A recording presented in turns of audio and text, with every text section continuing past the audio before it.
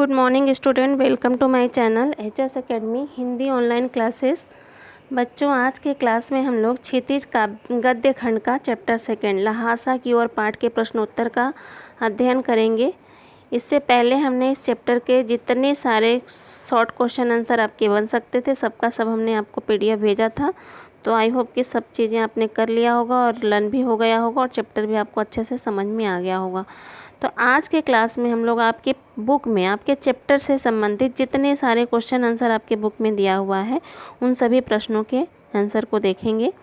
चलिए अब देखते हैं क्वेश्चन नंबर फर्स्ट। थोंगला के पहले आखिरी गांव पहुंचने पर, यहाँ पे प्रश्न आपका पूछा है कि थोंगला के पहले आखिरी गांव जब लेखक पहुंचे थे तो वहाँ पे भिखमंगे के भेष में होने के बावजूद भी ठहरने के लिए उचित स्थान मिल गया था, जबकि दूसरी यात्रा जब वो भद्र भेष में कर रहे थे तो उन्हें उचित स्थान ठहरने के लिए नहीं मिला। क्यों? यहाँ पे रीज़न पूछा है कि क्यों नहीं मिला। देखिए, भिखमंगे के भेष में होने पर भी ठहरने के लिए स्थान मिला और भद्र भेष में होने पर भी ठहरने का स्थान नहीं मिला। तो रीज़न यहाँ पे पूछा है कि ऐसा क्या कारण था जिसकी वजह से नहीं मिला। एक चीज़ और देखिए कि यहाँ पे जो शॉर्ट क्वेश्चन में हमने आपको बताया था कि भद्र भेष में जब उन्हें ठहरने का स्थान नहीं मिला था तो वो कहाँ रुके हुए थे, कहाँ ठहरे हुए थे? तो एक गरीब की झोपड़ी में ठहरे हुए थे। इसको याद रखिएगा, कहाँ ठहरे हुए थे? एक गरीब की झोपड़ी में ठहरे हुए थे। ठीक है, तो यहाँ पे रीज़न पूछा है तो यहाँ पे देखिए दो रीज़न हो सकता है। पहला क्या है कि इस बार पहली बार जब यात्रा करने गए थे तो उनके साथ कौन था? सुमति था। तो दूसरी बार जब यात्रा करने गए थे तो सुमति नहीं था। तो इस बार सुमति के समान कोई पहचान वाला व्यक्ति लेखक के साथ नहीं था। मतलब क्या हुआ कि सुमति का जो पहचान था वहाँ पे उसका दायरा बहुत ज़्यादा था, तो आसानी से लेखक को रहने का स्थान उस समय मिल गया था एक तो। और दूसरा जो मुख्य कारण ये है तो वहाँ के लोगों की जो मानसिकता थी, बदलती मनोवृत्ति, मानसिकता था, परिवेश। दूसरा कारण क्या था? वहाँ के लोगों की बदलती मनोवृत्ति, मानसिकता था, परिवेश। मतलब क्या हुआ कि पहले के जैसा वहाँ के लोगों का न तो मनोवृत्ति रह गया था, न तो कोई मानसिकता रह गई थी, वहाँ का वातावरण में पे भी परिवर्तन हो गया था। रीज़न क्या था? क्योंकि अब वहाँ के लोगों के अंदर डर भय था। कारण क्योंकि लोग शाम के समय ज़्यादातर लोग शराब पी करके मस्त हो जाते थे, तो लोगों को डर भय का माहौल बन गया था। तो इसी वजह से वहाँ के लोगों की बदलती मनोवृत्ति, बदलते परिवेश और बदलती मानसिकता की वजह से लोगों को लेखक को ठहरने का उचित स्थान नहीं मिला। क्लियर? अब क्वेश्चन नंबर सेकंड देख लेते हैं। उस समय के तिब्बत में हथियार संबंधी कानून नहीं था, तो यात्रियों को किस प्रकार का भय बना रहता था? तो किस प्रकार का भय बना रहता था यात्रियों को? हत्या का, लूटपाट का, मारे जाने का, ये सब का क्या था? डर था। क्यों? क्योंकि उस समय हथियार संबंधी कानून न होने कारण लोग हथियारों को किस तरह से रखते थे? लाठी डंडा, यानी जिसका जितना मन करता था उतना हथियार अपने पास रख लेता था। साथ ही जो डांडे जैसे खतरनाक और निर्जन इसका स्थान थे जहाँ पे डाकुओं का क्या हो गया था? बसेरा हो गया था। डाकू क्या करते थे? यात्रियों के सामान को छीनते नहीं थे, पहले यात्रियों को मार देते थे, फिर उनके पास जो सामान होता था उसको ले लेते थे और आराम से मार के अपना निकल लेते थे, क्योंकि कोई वहाँ पे ना कोई कानूनी व्यवस्था थी, ना पुलिस का कोई प्रबंधन था, ना खुफिया कोई एजेंसियाँ थी। तो कई कारण थे और लोगों के पास हथियार तो रहते ही थे। तो हथियार संबंधी कानून न होने के कारण लोगों को किसका भय था? हत्या, लूटपाट, मार पीट आदि का क्या होता था? भय बना होता था।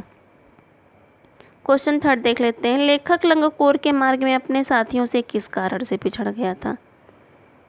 देखिए, जब लेखक चढ़ाई पे चढ़ रहे थे, बहुत ज़्यादा चढ़ाई थी, तो क्या किए थे? घोड़ा किए थे सुमति से बोल करके कि चलो घोड़ा कर लेते हैं। तो घोड़े पर बैठ करके अपने सामान को रख करके घोड़ा लेकर के चलने लगे। तो उनके साथ 2-3 और लोग चले थे। तो यहाँ पे यही पूछा हुआ है कि लेखक जब चले सबके साथ थे लेकिन बहुत पीछे हो गए थे सबसे। तो रीज़न पूछा हुआ है कि किस कारण से लेखक अपने साथियों से पिछड़ गए थे। तो किस कारण से पिछड़ गए थे?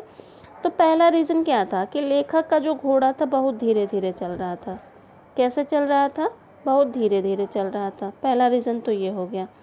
दूसरा रीज़न क्या था कि लेखक रास्ता भटक गए थे। अब जब लेखक ऐसे रास्ते से जा रहे थे तो आगे उनको कौन सा रास्ता दिखाई दिया? 2 रास्ते दिखाई दिए। जब ऐसे चले आगे तो जो यहाँ पे दो राह दिखाई दे दिया उनको, एक रास्ता इधर जा रहा था, एक रास्ता इधर जा रहा था। तो लेखक समझ ही नहीं पाए क्योंकि जो उनके साथी थे वो तो बहुत आगे निकल चुके थे। तो लेखक इस उल्टे रास्ते पर 1 से 1.5 मील आगे चले गए थे, तब जाके उनको पता चला कि ये रास्ता क्या है, गलत है। तो फिर जब वापस आते हैं, इस रास्ते तक जाते हैं, तो इतने सारे कारणों से वो क्या हो जाते हैं, अपने साथियों से पिछड़ जाते हैं, बहुत पीछे हो जाते हैं। तो ये कारण था। कौन कौन सा? 2 कारण था। एक तो या उनका घोड़ा बहुत धीरे धीरे चल रहा था, इस कारण से भी वो अपने साथियों से पिछड़ गए थे, और दूसरा कारण क्या था कि वे गलत रास्ते पर 1 से 1.5 मील आगे पहुंच गए थे और फिर वापस आकर के फिर से सही रास्ते को पकड़े थे।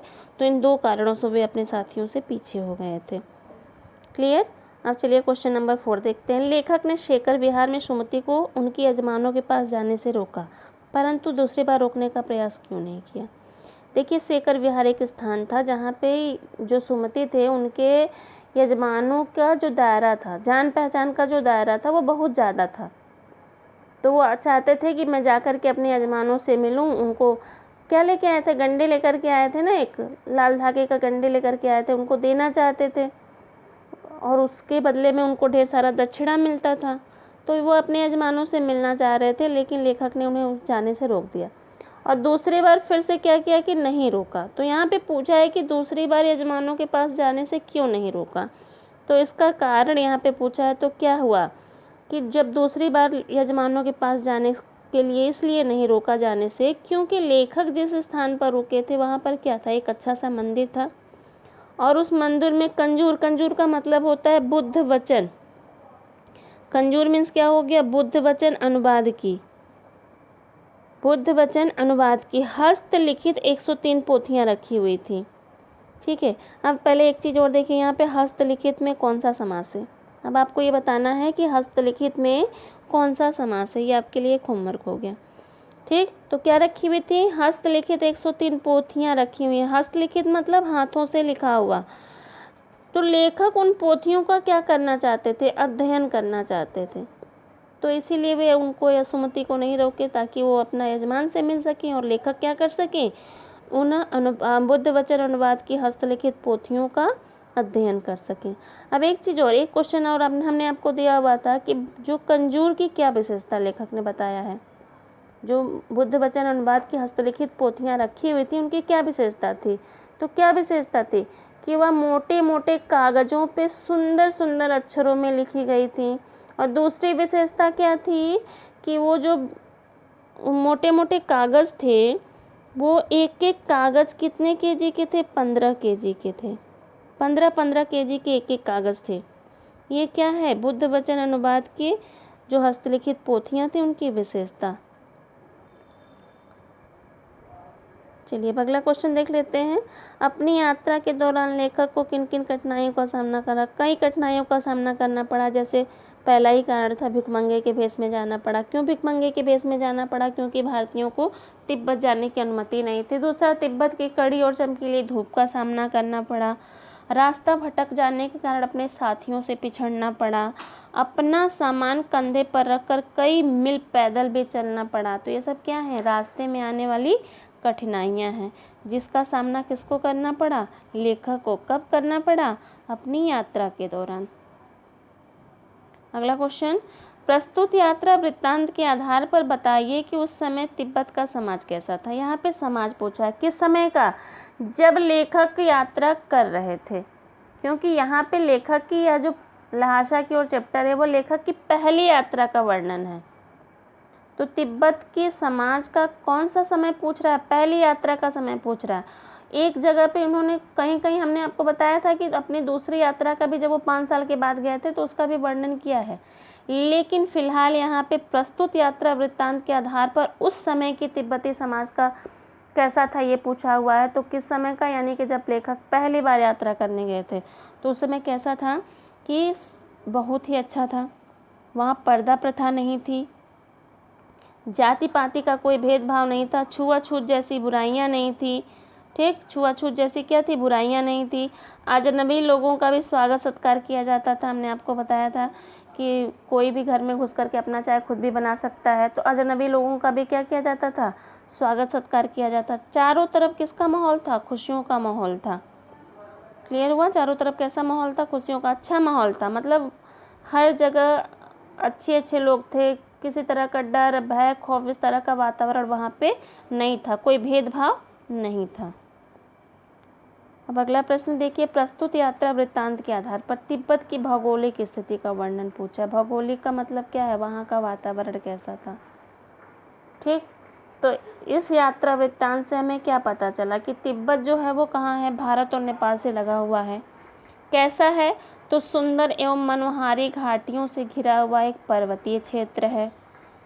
यहाँ एक और हरी भरी घाटियाँ और सुंदर बड़े बड़े विशाल मैदान दिखाई देते हैं, तो दूसरी ओर क्या दिखाई देता है, ऊंचे ऊंचे बर्फ से ढके हुए पर्वत शिखर। यहाँ की जलवायु कैसी है, यहाँ की जलवायु ठंडी रहती है। यहाँ के ऊंचे ऊंचे पहाड़ों के कोने और नदियों के मोड़ इसकी सुंदरता को और अधिक क्या कर रहे हैं, बढ़ाते हैं। ये क्या हो गया, तिब्बत की भौगोलिक स्थिति। अब एक क्वेश्चन और देख लेते हैं, प्रस्तुत पाठ में सुमति के व्यक्तित्व की कौन कौन सी विशेषताएं दृष्टिगोचर होती हैं। देखिए, सुमति क्या है, एक मंगोल भिक्षु है जिसका वास्तविक नाम लोब्जंग शेख था। लोब्जंग शेख था और इस नाम का अर्थ होता था सुमति प्रज्ञ। इस नाम का जो अर्थ होता था वो क्या होता था, सुमति प्रज्ञ होता था। और इसी सुमति प्रज्ञ नाम के आधार पर लेखक इसे क्या बुलाते थे, सुमति। तो पूछा है कि इस पाठ में इसकी कौन कौन सी विशेषताएं दृष्टिगोचर होती हैं। तो आइए हम लोग देख लेते हैं इसकी विशेषताएं कौन कौन सी दृष्टिगोचर होती हैं। इसकी आस्था किसमें थी, बौद्ध धर्म में थी। यह मिलनसार, व्यवहार कुशल एवं हंसमुख स्वभाव के व्यक्ति थे, इसलिए इनके जान पहचान का दायरा भी विस्तृत था। किस धर्म में इनकी आस्था थी सुमति की, बौद्ध धर्म में। कैसे व्यक्ति थे, मिलनसार थे, व्यवहार कुशल थे, हंसमुख स्वभाव के थे। अब जब जो कोई व्यक्ति मिलनसार होगा, व्यवहार कुशल होगा, हंसमुख स्वभाव का होगा, तो लोगों से जान पहचान भी ज़्यादा हो ही जाता है ऐसे लोगों की। तो इनकी जान पहचान का दायरा कैसा था, विस्तृत था, बड़ा था।